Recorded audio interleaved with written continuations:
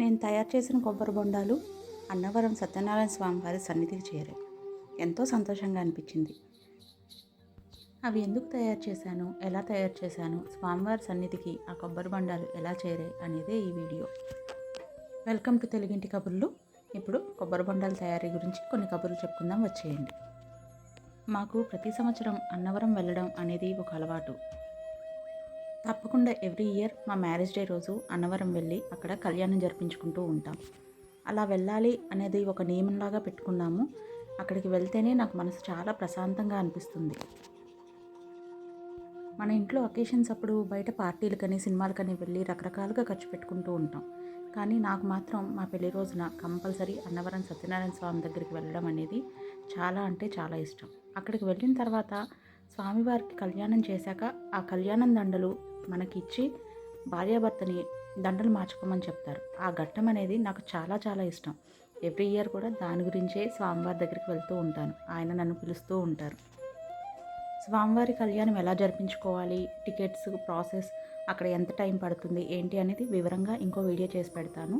కానీ ఇక్కడ మాత్రం నేను స్వామివారికి పట్టుకెళ్ళడానికి కొబ్బరి బొండాలు రెడీ చేస్తున్నాను. అన్నీ ఇచ్చిన దేవుడికి మనమేం ఇవ్వగలం? మనకి ఏమి ఇవ్వాలో ఏమి ఇవ్వకూడదో ఆ దేవుడికి తెలుసు. కానీ ఆ దేవుడు నాకు ఇచ్చిన ఈ కళనే మళ్ళీ ఆ దేవుడి పాదాల చెంతకి అర్పిస్తున్నాను.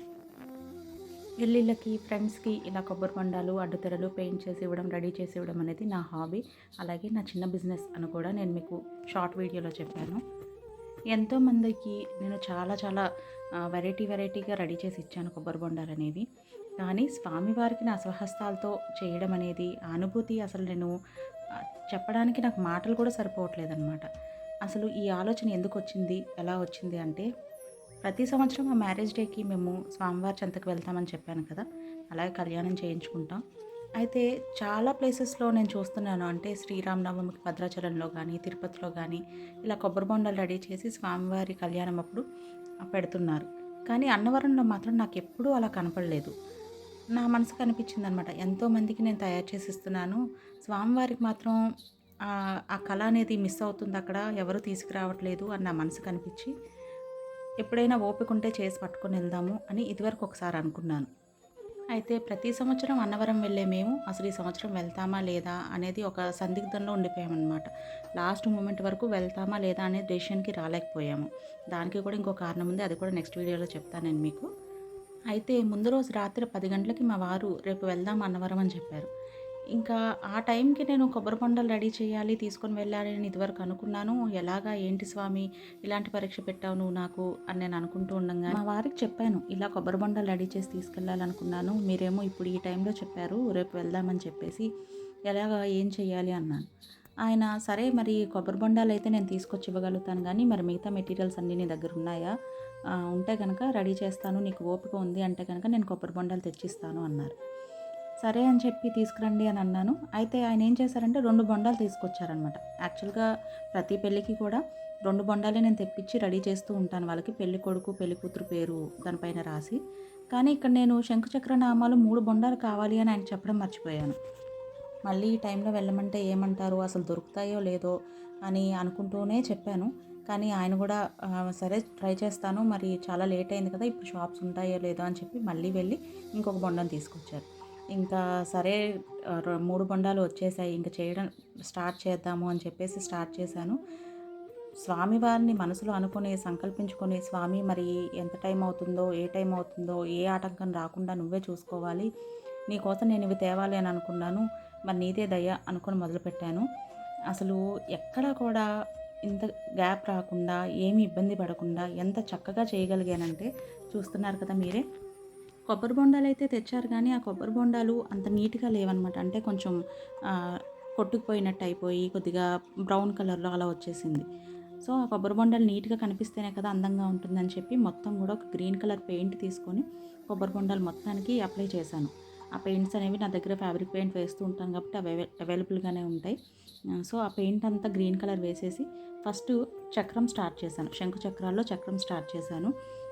అటు ఇటు లోటస్లు వచ్చేలాగా చక్రం అంతా డెకరేట్ చేసి, తర్వాత స్టోన్ లేస్ తోటి దానికి మొత్తం అలంకరించి చేసేటప్పటికి చాలా నిండుగా అనిపించింది అనమాట. చాలా చక్కగా అనిపించింది, ఫాస్ట్గానే అయిపోయింది అదైతే. తర్వాత శంఖం తయారు చేయడం మొదలుపెట్టాను. శంఖం కూడా ఈజీగానే వేసేయగలిగాను. ఇదంతా నాకు అలవాటు కాబట్టి ఈజీగా వేసేసాను. అందులో స్వామివారి దయ ఉంది.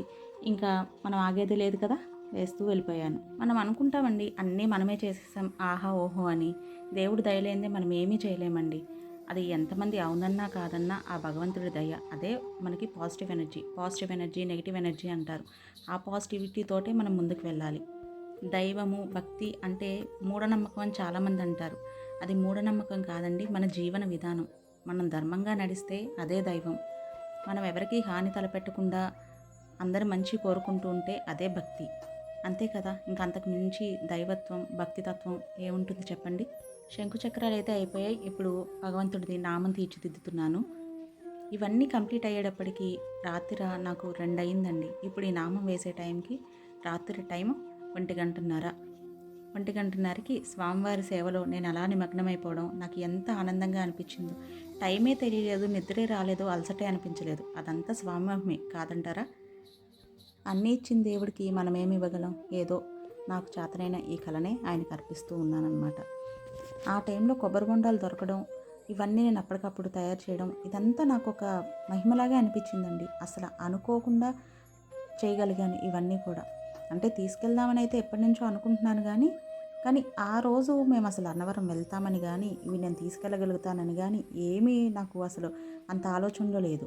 చూడండి ఎంత చక్కగా రెడీ అయిపోయాయో. చూస్తూ ఉంటే ఎంత ఆనందంగా అనిపించిందంటే, ఇదంతా ఒక ఎత్తు అయితే అక్కడ స్వామివారి సన్నిధిలో ఒక కొబ్బరి బొండాలు చేరి అక్కడ అలంకరించిన తర్వాత అసలు నాకు 2 కళ్ళు సరిపోలేదండి. ఎంత తన్మయత్వంతో మునిగిపోయానంటే, పంతులు గారు కొబ్బరి బొండాలు అవన్నీ నేను తీసి బయట పెడుతుంటే చూసి ఆయన ఇంకా అప్పటికి పూజ కూడా స్టార్ట్ అవ్వలేదు.